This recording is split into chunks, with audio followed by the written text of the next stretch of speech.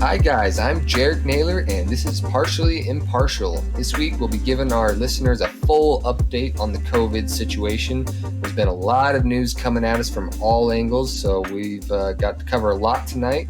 We'll just jump right into it since we have so much that's happened lately. So that being said, we've got CJ and Sheldon, so thanks for joining me tonight, guys. Yeah, man. Glad to be here. Yeah, always glad to be a part of talking about all the weirdness going on in the world. So yeah, it is great, isn't it? Honestly, I didn't have too much going on before all of this stuff started happening, and now it's like every day is like being part of a reality show. So it's really interesting following it all, and I'm really glad that I learned about finance quite a bit before this too, because I feel like a lot of this whole crisis is happening in the language of finance, and if you don't speak that language, then a lot of it's going to just fly over your head, fly completely under the radar, which I know that is true because I'm hearing a lot about the 2008 crash as I'm researching more and more about the finance world. And man, I had no idea all the details that happened. So I'm just kind of trying to catch up to it. But now with this crisis, I'm following it day by day, and I will have a full picture of exactly what's going on, at least to the best of my knowledge.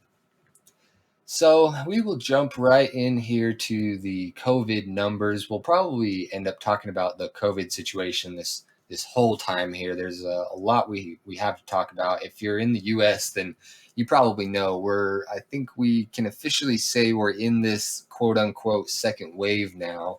I have heard a lot of people say it's technically not a second wave because we never really finished the first wave. But there definitely has been, we'll say, a resurgence that's been happening lately, which we talked about on the show, and we definitely. I mean, I remember CJ straight up saying that's what he was predicting, and that's basically what I was predicting as well. So we'll go ahead and toot our horn a little bit on that, saying we got that right. And who knows? Who knows? I mean, the way I see it, there's probably a handful of reasons why that's happening. The biggest reason we were giving before was because of the protests, and it just seems so logical that all these people gathering at basically the peak and over the many different cities of just thousands of people all getting together and chanting and doing all sorts of things for hours and hours, and I haven't actually seen anything that directly links the resurgence to the protests, but my gut feeling would definitely suggest that it has something to do with it. And which is kind of funny because a lot of the Republicans are saying, if you want us to wear masks, then why is there people protesting? And they try and turn it into this partisan issue. And it's like, well, we probably shouldn't be protesting, and we also probably should be wearing masks. So it's probably both of those faults. It's probably the protesters' fault to a degree, and it's probably also the people that aren't taking it serious. So it's not one or the other. It's a combination of everything that's happening. Was there anything you guys wanted to say about all that before I go ahead and read off these numbers? Yeah, one of the things that I think that kind of plays a factor into it too is that with this new resurgence of coronavirus, we haven't seen as large of numbers with like fatalities. And I think that a lot of people are playing off of that as it not being as dangerous anymore or whatever. But I think at the same time, if the protests are some of the reasons why this has spread so rapidly recently, then mostly young people were at those protests, and so there have been younger people that have died from this, but more often than not, the higher mortality rate has been above the age of like 50 and 60. So, and most people, from what I gathered from all the videos that I watched, were probably under the age of 40. And just my observation. So I'm wondering if that's kind of why some people are trying to make other excuses of not wanting to wear masks and things like that. Like, I've actually tried to be a lot more vigilant and better about wearing a mask being out in public, um, now more than I have probably the entire time. Yeah, and I could totally agree with that. Because when it comes down to it, I was gonna say, like, I feel like it's kind of like 50%. It was kind of 50% like protesters running around and like people not wearing masks, and I'll include protesters as people going to Trump rallies just because I'm that guy. But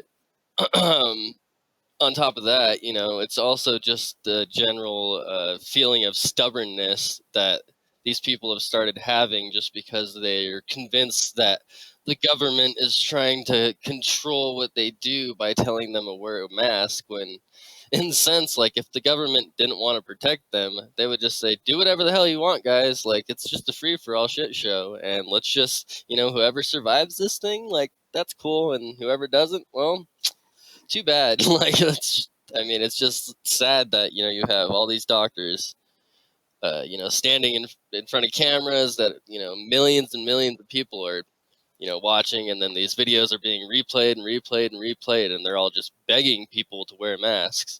And then at this point, they're just kind of like, you guys did this to yourselves. Like, we've warned you, we told you exactly what to do. You guys were in a hurry to reopen. It was more about the economy. Now look what we're at. Like, states are already starting to shut down. Like, restaurants and bars are starting to shut down in certain places. They're starting to, New York won't let people from Utah is one of the states. Like, if you go to New York, or if you go to New York or New Jersey, you're quarantined for 14 days. Like, it's just like, we're right back where we were. This is exactly where the beginning was. So it's like, it definitely, that's why I see it as a second wave, because, we did reopen. Everybody was like trying to get back to this normalcy. And then all of a sudden we're spiking it. And now, we're getting close to 200,000 cases a day, just globally. Yeah, and it's also like, I honestly 100% see us repeating history the same way things happened back with the Spanish flu and the story about the parade in Philadelphia that they decided to still hold, and then it just made the virus run rampant again through people. And Yeah, we're just watching ourselves repeat history again because people want to fight, um, what they think is being locked down and being having their rights taken away and blah blah blah blah. It's people are more concerned about the world that revolves around them and not the other side of it, of just putting other people at risk. Yeah, and the interesting thought I just had was the Spanish flu happened, I believe, in 1918, which I believe that was in a fourth turning, actually, because the whole cycle is about a 90-year thing, and the fourth turning lasts 22 years. So maybe they had that same kind of mindset of just a mistrust in institutions all around. And if we compare that to today, because we actually know the history of the Spanish flu, and even knowing that is still not enough to get us to be more cautious and avoid this whole second outbreak, just because we're watching it happen. People just don't want this to keep happening. They want to go out and start doing things. They just want it to be over, and that's exactly what happens to get a second wave. And with all the masks, I feel like and this kind of ties into the fourth turning as well, is we live in this time where any information that we come across, it's any person can easily put that information into, this is part of the conspiracy or this is part of the truth.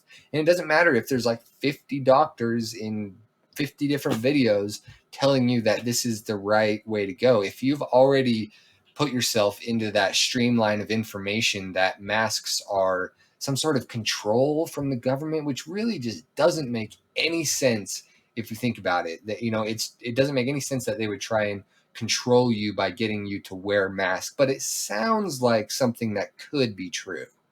Like maybe they're the camel with their toe in the tent, and they're trying to like take away your freedoms one by one. And once they take away the mask, then that means you're going to be more susceptible to them taking away your free speech or something like that. So we're just in this situation where I've pretty much just accepted that as a nation, we are going to be behind on the whole mask situation. And that's going to make us one of the worst countries dealing with this, and one of the last to reach the finish line. Yeah, I think that kind of ties well into the article that we were talking about before the podcast that I shared with you guys, and the fact that the world is quarantining the U.S. I kind of briefly read through the article and such, but basically, the world is putting uh, regulations on the U.S. and travel bans because we're increasing at such a rapid rate where the Europe is declining and actually getting back into a good place. They haven't completely reopened to my knowledge yet. I don't know. Do you guys know if they've reopened like we have? I think they're still taking it easy, and Yeah. the thing is a lot of them got pretty traumatized, so the people they want to wear masks. They want to Yeah. take it easy, and you can open up pretty good if everyone's wearing masks. Exactly. It's all about just being smart. And like, I mean, like I've mentioned, pretty much on every show, once you lose the fear factor, then people are going to stop listening to advisories and whatnot. And that's what reopening did. Like, we rushed to reopen here in the United States. And in return, without, setting, like, all these regulations, like Utah started, or like, Salt Lake County requiring you to have a mask out in public, like that should have been something that should have been done as we were reopening. Not afterwards, like that should have been a precaution as, stage one. Okay, let's make sure. And then these stages, quote unquote, should have lasted a hell of a lot longer. Like, there's absolutely no reason why it's like, okay, we're going to give people this, drop off. Like, okay. And by April, like in the whole mask thing, I'm not sure exactly when it's supposed to end, but I swear I was reading somewhere that was only until like July something, which I'm just like, okay, so you're going to require masks for a little bit, and then we're going to be right back where we were. Like, just don't give people a timeline. Just say we're shutting down until this thing's over, like we're requiring masks in these places until this thing's over. Like, it's just how it's going to be. Yeah, they're skating this fine line of halfway in the door, and it's just probably the worst thing that you could do to respond to this pandemic, because we did the lockdown, but while we were under lockdown, masks weren't required, so it was still kind of spreading. And now we're out of lockdown, and now they're talking about, or they initiated it here in Utah, that everyone is required to wear a mask, even though there's no way to enforce that. And that, and like you said, that's probably only going to last a couple weeks, and then it's we're basically putting out this fire halfway every time, and then it just reignites. So it's really, and I think that really represents the entire way that the US has handled this, just kind of halfway in, halfway out, and it's really just not worked very well. Well, and on top of that, Trump saying, "Oh, well, we're going to stop testing," and him literally saying that there's going to be less cases because we're doing less testing. Well, no shit, Sherlock. Like, if you stop, choosing to go to the bathroom to shit, you're going to shit less Until and just be And then constipated. shit all at So, once. yeah, and then shit all at once, and it's going to be really bad. And you're probably going to clog the toilet. And what we're going to do is we're going to stop testing. People are going to think things aren't as bad, continue to think things aren't bad, and we're going to clog up our health system. Then we're going to have a whole bathroom overflowing with shit. Yes. This is absolutely beautiful. I'm sorry if my analogy was a little crass, but I feel like it fits the bill. It wasn't a very shitty analogy. It was pretty on point.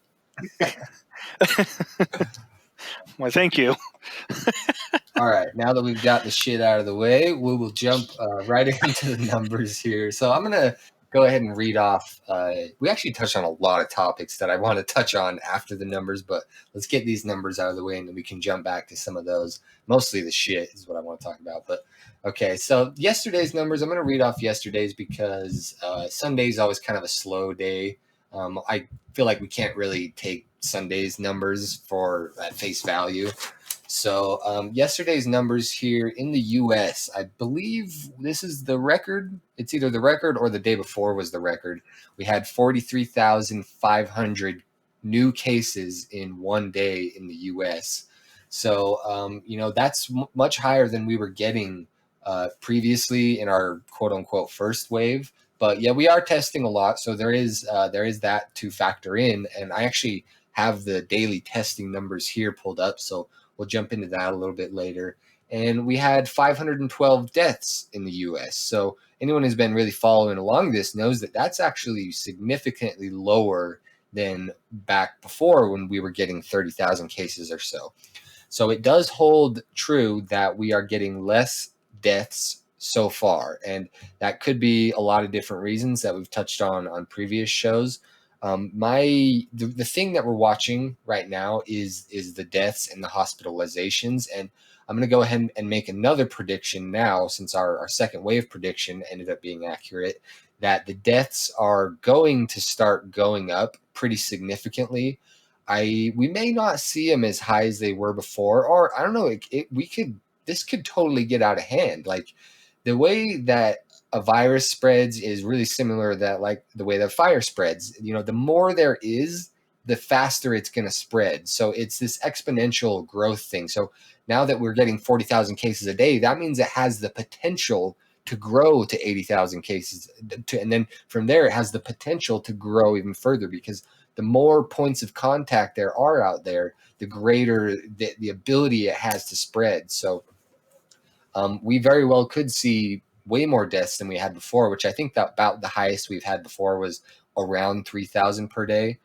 But yeah, we're at 500 right now. We'll be watching that very closely. I know hospitalizations in many states, even in Utah, have really been under pressure lately. So I think we are getting better at making sure that people don't die. I know at first we were putting people on ventilators much too early, and we shouldn't have done that. And we've also learned a lot about vitamin D and how if you have vitamin D deficiency, then it can really be one of the biggest factors of why you die. So they're definitely learning a lot about this. But so this deaths number, even though it's relatively low, it doesn't tell the hospitalization story, because we don't see hospitalizations on this, but I do see them in articles every once in a while. And if hospitals get overwhelmed, then that's when we're going to see really catastrophic deaths. Yeah. Yep. I agree. Totally.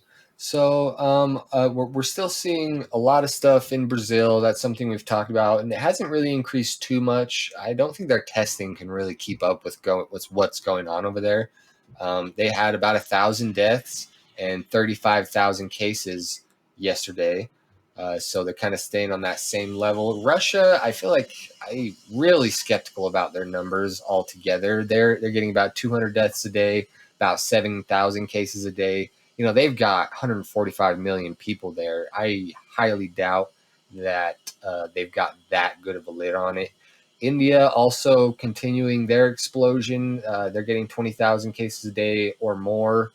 They have 1.3 billion people, so 3 or 4 times the amount of people we have in the U.S., and they're just not doing good enough testing. So we can pretty much guarantee that the cases and the deaths are not keeping up with what's really going on over there. UK, Spain, and Italy have all gotten a fairly good lid on it. Italy and Spain, mostly, they were, as we all know, they were hit extremely hard at the beginning. And I think they got hit hard enough to where they now take it serious. Kind of like how in New York, like we're not seeing a second wave in New York. Why? Because everybody there knows that this is a big deal and it can really get out of hand. So you don't have this debate of should we be wearing masks or not. No, everyone just wears masks. Everyone is extra careful because they know. That's kind of how it is in Spain and Italy as well. They learned their lesson the hard way. So now we're probably not going to see a big second wave in Italy or Spain. UK, they were kind of a little bit behind. They were trying to supposedly go for herd immunity early on, and that they had to reverse course on that uh, really quick, which kind of gave them a disadvantage because now they're trying to catch up. And they still had 100 people die in the UK yesterday, so they are slowly working their way down. But I think they're starting to take it serious. And then in Mexico, is the last country I want to touch on.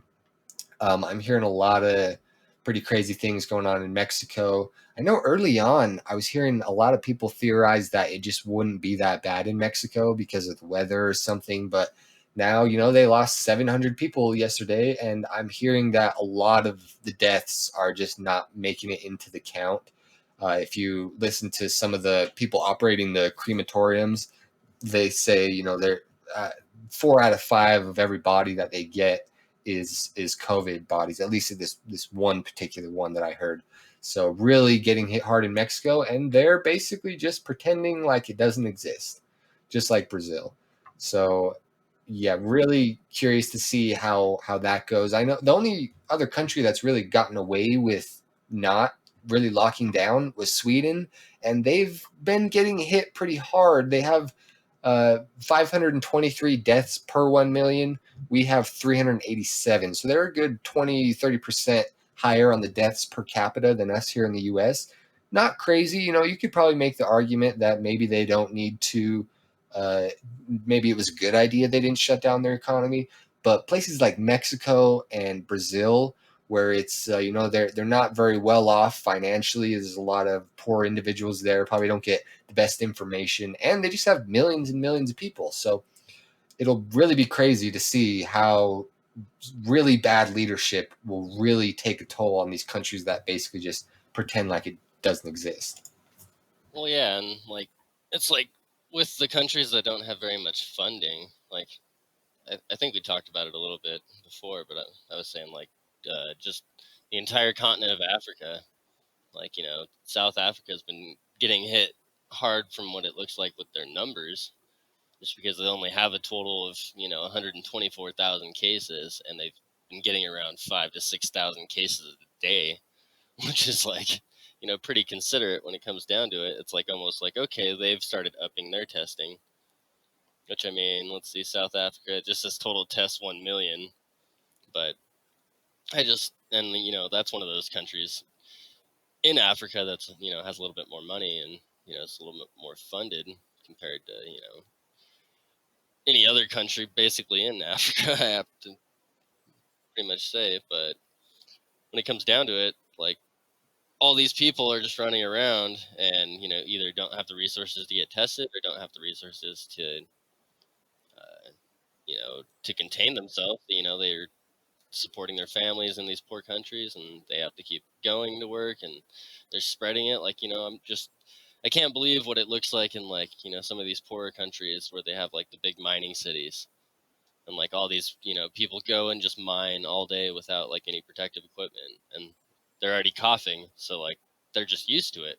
They're inhaling fumes, and they're inhaling dust and stuff all day, and then they're just coughing all over the place in this workplace, and they're not taking it seriously because they're just they have to make a living, they have to provide for their family. And I feel like that's going to produce even way bigger spikes here in the future, and there's going to be a lot of cases that we don't hear about. There's going to be a lot of deaths that we don't hear about until later. And in those underfunded countries, I feel like that's where that's going to happen. Yeah, hopefully we get some good statisticians, some good historians, some real unbiased people with no agenda that can really look back on this and use some really advanced models and predictions to really get a real toll of the damage that this is doing. Because right now everything's just so politicized. We can't trust anything ultimately, and 50% of people out there still think that the cases are overblown and the deaths are overblown. So, I just don't think we're getting a very good reading on all of that.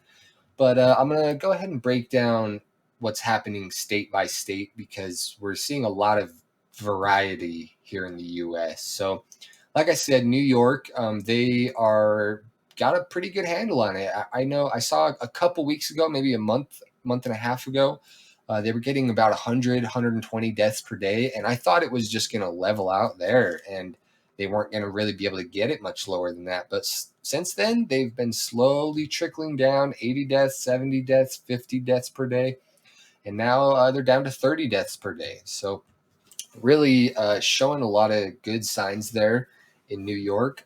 But of course, there is the worry of when they do open up, which they've got to open up eventually. What's going to happen, with the subway system and with just how crowded it is there. It could easily explode again. And, this touches on this whole idea of how long lasting this whole problem could be, because if we escape it, then that means we don't get herd immunity, and that means we still have the potential of having another outbreak where we have to deal with it more and more. So really a lot of uncertainty with how long this is all going to be around. Anyone who says they know exactly when this is going to be gone, or if there's even going to be a vaccine or anything, there's just so much uncertainty around that. California really getting hit hard now. The amount of cases they're getting per day has gone up to about 5,000 per day just in that one state. Still not a whole lot of deaths. Like I said, we'll probably see the deaths going way up, especially if the numbers continue to grow like this, because that means the hospitals are just not going to be able to keep up. There's a lot of problems, like in Texas down here. They're also getting hit very hard, and they were one of the first states to really start pushing for reopening, and they're one of the most Republican states. So one of the theories I'm hearing a lot is that all of the Democrat governors are faking their numbers because they want their states to look bad so that it crashes the economy and makes Trump lose the election or something like that. But we're also, which was actually somewhat, it had some relevance to it early on, because like New York was getting hit hard and California was getting hit hard. The two biggest Democratic states, I believe some other Democratic states, were getting hit very hard as well. But now we're seeing, now that we're reopening, and the more Republican states are probably being the most irresponsible and rushing their reopening. Now we're getting the reopening second wave, which is targeting a lot more of the Republican states. It's funny how that Florida, happens. yeah, it's insane how that can happen. It makes no sense whatsoever. But also in Florida, I think New York was getting over 10,000 per day, but Florida, they had 9,500 new cases yesterday. Now, they have been doing a lot of testing. I think over 100,000 tests during that day, or 70,000 or something. I think their positive percentage was somewhere around 12 or 13% of the cases that they tested came back positive. So yeah, but we're seeing a huge explosion there. They've got the hot weather, just like Texas. From what I'm hearing, the whole summer theory is pretty much just not true at all. There may be, and this is just me guessing. I haven't heard anything about it, but there may be, like, maybe in the summer it's not as deadly, not as sending people to the hospital as much. That'd be the only idea I'd be willing to toy with in summer. Everything else has pretty much just been proven false. So we're not going to be seeing like this fall resurgence or anything. We're pretty much, it's just going to be constant until we get this problem solved. And there's a lot of old people that live in Florida, and they're currently getting hit the hardest. So we shall see how that all plays out. Obviously, as you get cases going up, deaths could take 4 weeks to really start to catch up. So we may see these numbers hanging down for quite a while, but a month, maybe even 2 months from now, because we're, like you said, we're seeing a lot of the younger people get it, but maybe the younger people will get it and they'll have it for a week or two, and then they'll pass it to the older people, and then they'll have it for a week or two, and then they'll go to the hospital, and then they'll be there for a month, and then they'll die. So, we're talking like a 2-month potential window here from where we see the case start to explode to where we could see a huge wave of deaths. Georgia also, they're getting a decent amount. I know they were one of the first to really open up, so they are starting to get about 2,000 per day as well. Arizona, that they've been in the news a lot. They're having a lot of troubles with their hospitals. They're getting somewhere between 3,000 and 5,000 cases per day now, which they were not getting anywhere near that at the beginning. Let me pull this up. Oh my gosh, yeah. Yeah, from March from March 24th to May 26th, they were getting about 200 cases per day, basically just completely flat. And then ever since then, it's gone straight up to where they're getting 3,500, 4,000 cases per day. So, for sure, we can say that the reopening is making this spread a lot more. The biggest question is, will because I mean, I've heard so many people say like, "Oh, the virus was overblown. We now know that it's not as deadly. We now know that it's not a big deal." So we are going to find that out here in the next couple weeks, because we are getting the numbers, and they're big. And the only big question left is, uh, are we going to see a huge amount of deaths? I don't know. I mean, I don't know if it'll be as significant as it was before, or be less or be higher. I mean, it's just kind of one of those things. Like like I said, if they're being counted as recovered after 3 weeks, like what happens when they die in their fourth week? Or just something like that. Like just to take with a grain of salt. Like, are they just no longer dying of quote unquote COVID because they're later on dying of lung issues or whatever? Like, I mean, it's just it's just like all That's these a good point. recoveries are not technically recoveries, and it's kind of making our numbers look a hell of a lot different. Like, there should be like completely recovered, like deaths, and then also like suffering from illness caused by COVID. And I'm sure as hell that number is a hell of a lot bigger than the recovered is, because there's no way in hell, like, every single person that I've heard of having it, and there's story after story of these people that are coming out blind. They can't walk, they can't breathe, they only have 60% of their lung capacity, they can't taste anymore, they still don't have their senses right, they still can't take deep breaths. It's kind of just all the above, and all these people are just being kind of waved off as, cool, you're cured. And it's just like I said before. I mean, if I was to come up positive with the virus, and after 2 weeks or 3 weeks I was still really sick, but all of a sudden I saw my number, or the doctors were just like, cool, hey, you're cured, and I'm like limping around, I'd be pissed. So if that's what they're doing, then I'm really not happy. Okay, yeah. So kind of on that note, I do have this testing website here that keeps track of all the tests that we are doing.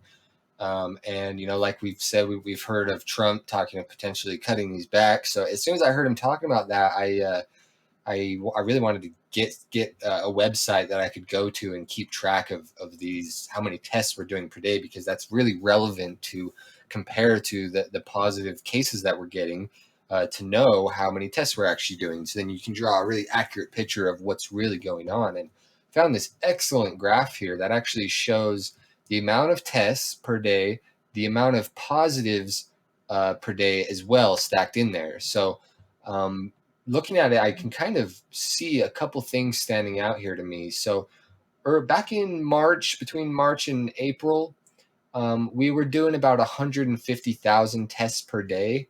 And what's kind of interesting about that is we were getting about a 5% positive rate, even with 150,000 tests. And then recently, we've broken the 500,000 tests per day. We've broken that twice. Just this last day, it actually went down to under 500,000. I'm hoping that's not the start of a downward trend, but actually, we're getting about 5% positive uh, test rate as well. Even now that we're doing way more tests, we're still getting about that 5% positive test rate. So, yes, this is something that I'll be reporting on the show quite a bit more, and just so we can get an accurate picture of what's going on. Okay, let's. I also want to talk about a lot of things I've been hearing with the masks. I mean, masks are just one of the most controversial things going on right now. I'd say probably 50% of the people I see on Facebook are completely against it, and the other people are for it. And so it's just really strange that there's still that many people that are completely against something that's such a common sense thing. And it's one of those topics, like, I don't even really feel comfortable talking about it with certain people, because it's like, oh man, are they going to turn this into an issue? Is this going to be a really a source of argument? Or I'd rather not go there with a lot of people. But so, really interesting video I saw, and it actually convinced me pretty well when I first saw it. So there was this guy on this construction site, and it looks like he's got this machine that reads the amount of CO2 in the air. I'm sure some of our listeners have probably seen it, and he's trying to show what happens behind the mask when as far as the CO2 levels go. And so he puts the machine up to his mouth without a mask on. He puts it on the side of his mouth, and then he breathes for a couple seconds. And without the mask, the machine reads that there's no excess of CO2 on the side of his mouth while he's breathing without a mask. And then he goes ahead and puts on the mask, and then he puts the machine in the same spot on the side of his mouth and breathes for a few seconds. And within a few seconds, the machine's beeping, saying that there's poisonous levels of CO2 in there. And when I first saw that, I was like, huh, that's kind of interesting there, that the machine's reading kind of dangerous levels of CO2. And so I was like, okay, that's something to think about. But I already knew how good masks were. So I was kind of just like, okay, well, I'll just take that as part of my whole analysis, and we'll just add that in, even though I know masks are good. But then I really got to thinking about it, and the way that would work, if he's holding the machine to the side of his mouth without the mask, that means his breath is passing by the machine without even touching it as he's breathing. And then when he puts on the mask, it forces the air to the side, in which is going to get a lot of CO2 on the mask, because there's a good amount of CO2 in your breath when you breathe it out. And if you were to breathe that directly on the machine, so, and obviously I can't get him to test it, but what would prove my theory that it was only the mask pushing the CO2 sideways that sent off the machine, what would prove my theory right is if he held the machine right in front of his mouth without a mask and breathed directly onto the machine, and see if that would be enough to set it off. I have a feeling it would be. And what's kind of funny is Facebook actually tagged that video as false information, which I'm sure a lot of the people that were spreading that video probably don't care at all that Facebook tagged it as false information, because they already don't believe anything they're hearing from media and the government. So the fact that Facebook tagged it as false probably makes them believe it even more. They're like, Facebook's trying to shut us down, YouTube's trying to shut us down. They're probably thinking that. So that's not really going to go a long way. But have you guys heard this whole theory that masks are potentially harmful to your level of oxygen? I don't think so. I mean, masks are just. I mean, like my biggest backer on that is, any surgeon will tell you that, if they have to wear a mask through an 8-hour surgery, they're not putting their life at risk. And they're not poisoning themselves. It's almost absurd to me, and it's kind of on the same level that you are. Like, if it's really scary and kind of touch and go. Like, if I see people with masks, then I know how to talk to them about it and be like, oh yeah, cool, you got your mask. But then, like, if people aren't wearing masks, or, like, if it's just over like Facebook and stuff, like, I kind of have been just avoiding it altogether, because it's really just controversial, and you get a lot of people, even on the COVID page, that, they'll laugh at like the articles about people having to wear a mask and having to, like, be mandated, and just, like, think that it's stupid, or, there's just so many like controversial things that are out there that are trying to convince people to not wear them. And it's just such a simple act of kindness for the people around you, and, like, general sign of respect, that, it's just like, cool, like, look, if we all do it, none of us will, like, spread it. And regardless of who has it, like, let's just all do this together. And it's kind of worrisome that that I would say, like, like 30% to 35% of the population are just like, nah, the government's controlling us. Like, nah, we're not going to wear masks. Yeah, and that kind of brings me to this other point here. I'm calling it the freedom disadvantage, because it's something I've really noticed as this whole virus has been going around is we seem to have this romanticization of the concept of freedom, which is an excellent thing, but it's really just biting us in the ass here in America, and because with the lockdowns as well, we felt like we had a right not to be locked down, and people were out protesting the lockdown and everything. In China, they don't have this level of freedom to where they can just say no to the government asking them to do things that help the collective. And now we're seeing that whole thing with masks. And I kind of got in a bit of an argument today with somebody on Facebook that was basically just is using this like, we're Americans, we're free, no one can tell us what we can or can't do. And I sympathized with him on that point, and my comeback to him was, you're right, we do have the freedom to do that, but I'm going to use my freedom to spread the idea of masks and to wear a mask for myself, because I want to use my freedom to help this country, not as just a show of freedom. I don't think that it's necessary to me to just demonstrate my freedom and that we're free. I want to use my freedom in a constructive way that's going to actually help the US. Well, and demonstrate just respect for, like, just that's when it comes down to it. It's just like, it's kind of like a look at one another, each person wearing a mask, and like, you nod or whatever. It's almost more complimenting to me to not see somebody smile in this like day and age. Yeah, and this, I think this whole coronavirus thing is really doing a number on the whole world, the whole global economy, public relations, national relations. It's really just putting the world into a blender, and we don't know what's going to happen when this is all done. And right now, we're in the thick of it. We're in the endurance part of this virus thing, and whatever country handles this best is going to have a huge advantage when we finally start seeing the light at the end of this tunnel. So that's something I think is going to have just a huge impact on the world. And I think this whole mask issue in the U.S. is potentially going to make us come out of this last. And there's countries out there that want to see that happen to us. So I have thrown around the theory, I don't know this for a fact, but I've thrown around the theory that it's probably China or Russia that's involved with spreading all the misinformation here in the US about not wearing masks and about exercising your freedom just because you can. And I'm sure they could make a video that's really convincing about how awesome freedom is and how no one can tell you what to do. But meanwhile, they're just trying to make things worse here in America. I could potentially see that happening.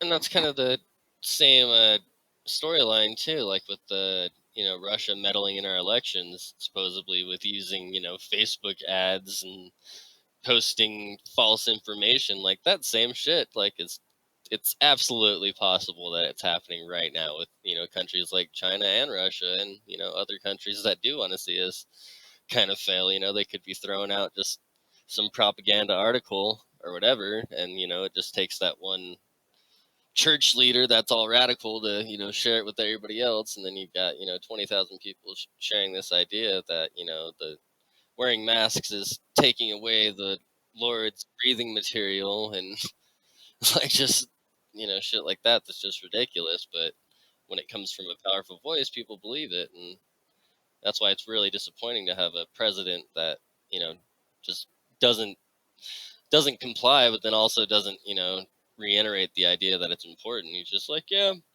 it's totally your idea. It's up to you guys. Yeah, and I don't want to be too dramatic here, but I could potentially see with how big this coronavirus is, this could potentially be the thing that uproots America from being the world's superpower. That sounds pretty drastic to think about, but we've already kind of been weakening, and there's a lot of countries making a run for our power. Our manufacturing jobs have been hollowed out. Our currency system is being pushed to the limit right now. Our global relations are not doing well.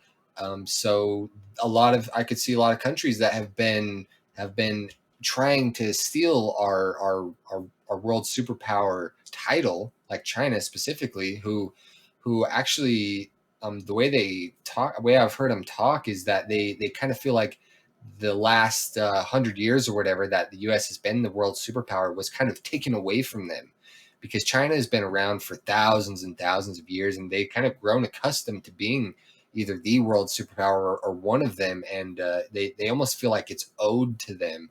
Probably not all of them, of course, but to some degree, they kind of have that mindset where and they're almost willing to do whatever it takes to get that title back. And it's very possible, with how many people they have, and it's also very possible that they may have put this virus out on purpose. I could see China benefiting immensely from the fact that this virus is out, especially with how they seem to have gotten a decent handle on it now because of how much they can control their people. And now it's just the rest of the world is just getting raped by it, while they are kind of already looking somewhat good with it, and also to shut down all the protests that were happening. So this is kind of like, I'm not saying they did or didn't or anything, but man, they could potentially be a huge beneficiary of this. Yeah, that's an interesting perspective to have on the reasoning behind the virus. Maybe in a deeper way too. China saw how unstable our political system in the U.S. is, and knew that if they did something to, you know, cause people to go into quarantine and affect their mental health, and then, and then we have something like the killing of George Floyd to just add fuel to the fire that was already burning, drop napalm on it essentially. And now we have a virus and we have tons and tons of protests and riots, which I honestly like. Protests are good, but during a pandemic, probably not. But I don't know. There's a lot of conflicting things going on here. Yeah, I still think there's a pretty decent chance that there is some sort of ill intent behind the organizing of the protests.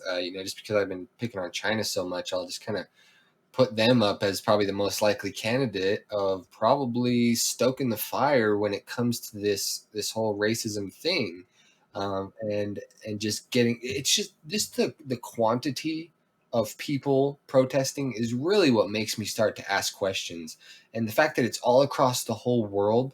Like, I don't think that George Floyd's death could have sparked that just on its own.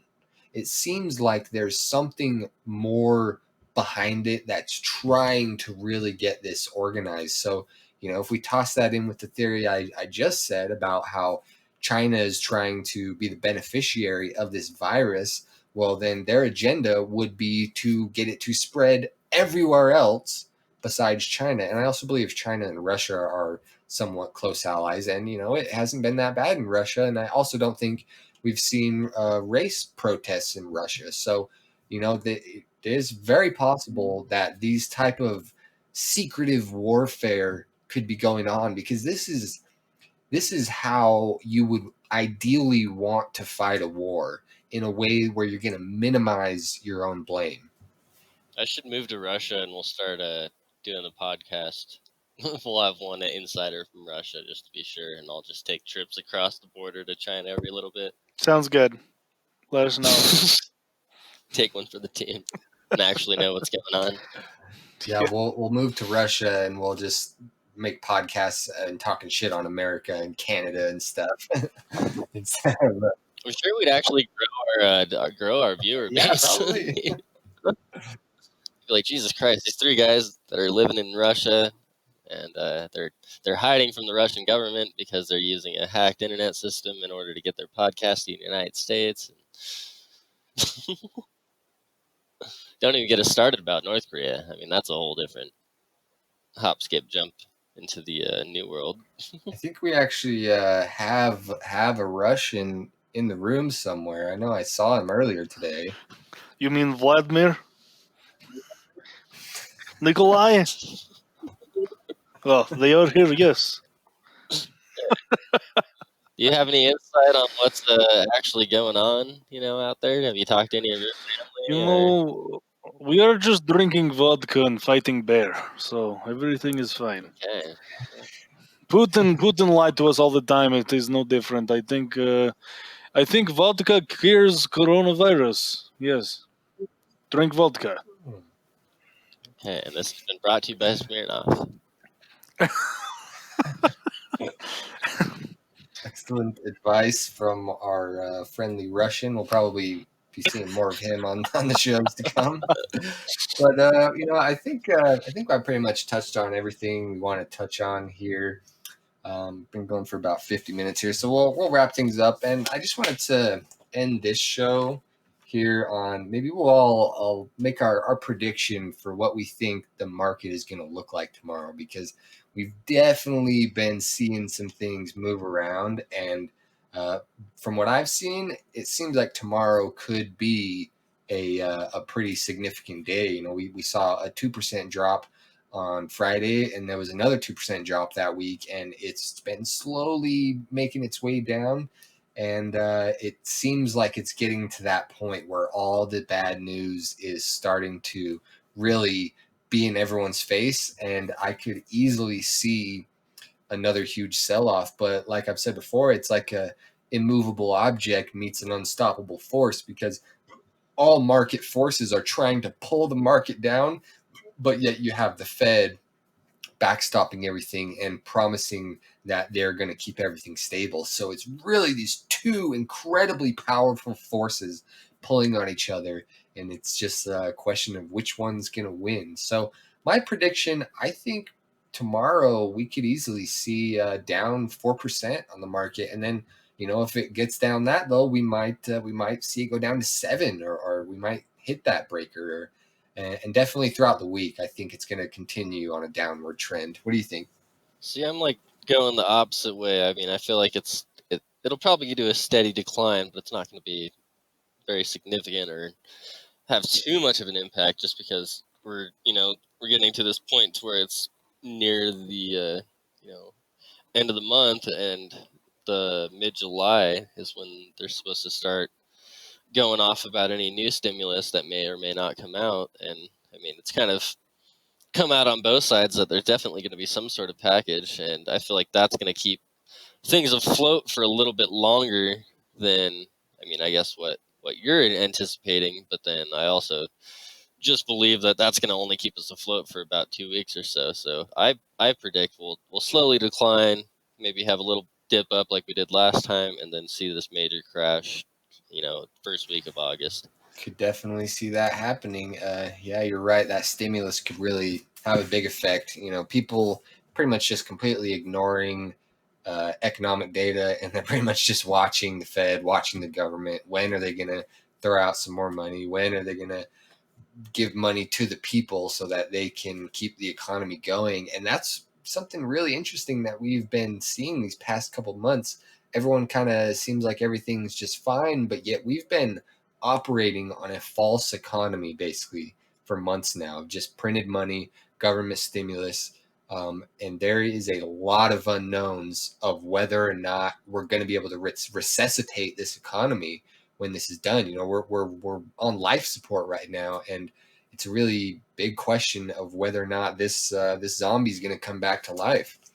So with that, I think we'll go ahead and close things off. It's been an excellent conversation, so I'm glad I could talk with you guys. Remember, our listeners, to give us a like or a subscribe. We're really trying to build up our new channel and really just get all the good info out there for you guys. So yeah, thanks for joining us. Yeah. Yep, glad to be here again. And wear masks, guys. Stay safe out there and drink lots of vodka.